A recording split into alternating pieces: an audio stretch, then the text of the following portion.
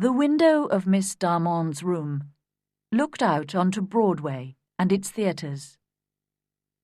But Lynette Darmond turned her chair round and sat with her back to Broadway. She was an actress and needed the Broadway theatres. But Broadway did not need her.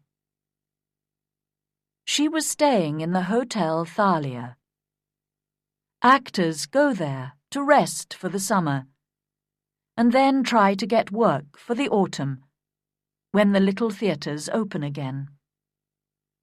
Miss Darmond's room in this hotel was a small one, but in it there were many mementos of her days in the theatre, and there were also pictures of some of her best friends. She looked at one of these pictures now and smiled at it. "I'd like to know where Lee is now," she said to herself. She was looking at a picture of Miss Rosalie Ray, a very beautiful young woman. In the picture, Miss Ray was wearing a very short skirt, and she was sitting on a swing.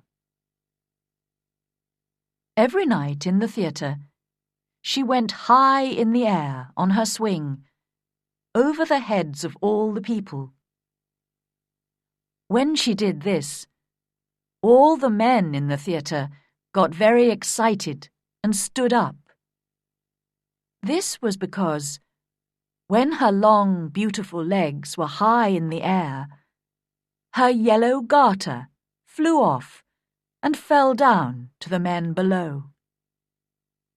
She did this every evening, and every evening 100 hands went up to catch the garter. She did other things. She sang, she danced. But when she got onto her swing, all the men stood up. Miss Ray did not have to try very hard to find work in the theatre. After 2 years of this, Miss Darmond remembered, Miss Ray suddenly left the theatre and went to live in the country. And 17 minutes after Miss Darmond said, "I'd like to know where Lee is now," somebody knocked on the door. It was, of course, Rosalie Ray. "Come in," Miss Darmond called, and Miss Ray came in. Yes, it was Rosalie. She took off her hat, and Miss Darmond could see that she looked very tired and unhappy. "I've got the room above you," Rosalie said. "They told me at the desk downstairs that you were here." "I've been here since the end of April," Lynette replied. "I begin work again next week, out in a small town." "But you left the theatre 3 months ago, Lee. Why are you here?" "I'll tell you, Lynn. But give me a drink first." Miss Darmond passed a bottle to her friend. "Ah, that's good," said Rosalie. "My first drink for 3 months. Yes, Lynn. I left the theatre because I was tired of the life. And because I was tired of men. Well, the men who come to the theatre. You know we have to fight them off all the time. They're animals. They ask you to go out with them. They buy you a drink or two. And then they think that they can do what they want. It's terrible. And we work hard. We get very little money for it. We wait to get to the top. And it never happens. But most of all, I left because of the men. Well, I saved $200, and when summer came, I left the theatre and went to a little village by the sea on Long Island. I planned to stay there for the summer, and then learn how to be a better actress.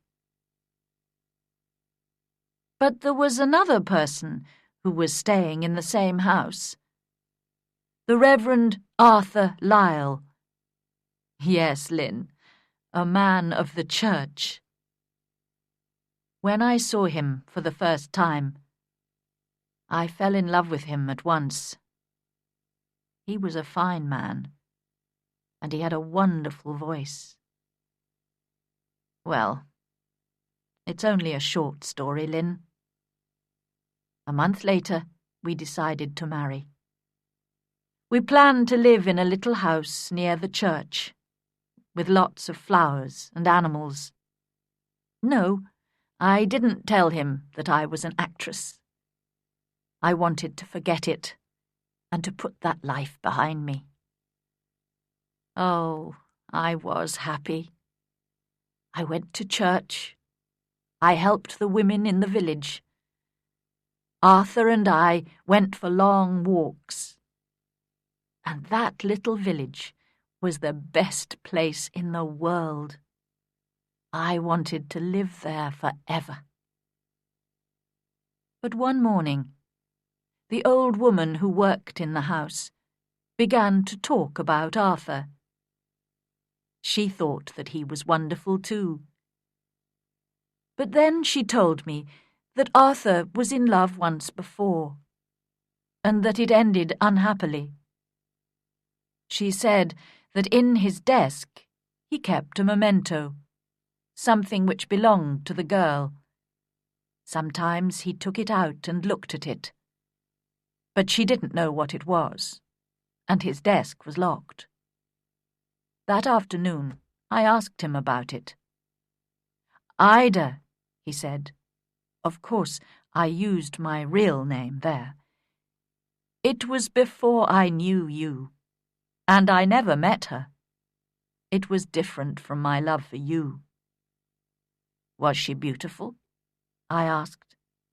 "She was very beautiful," replied Arthur. "Did you see her often?" "About 10 times, he said. "And this memento, did she send it to you?" "It came to me from her," he said. "Why did you never meet her?" I asked. "She was far above me," he answered. "But Ida, it's finished. You're not angry, are you?" "Why, no. I love you 10 times more than before." And I did, Lynn. Can you understand that? What a beautiful love that was. He never met her, never spoke to her, but he loved her and wanted nothing from her.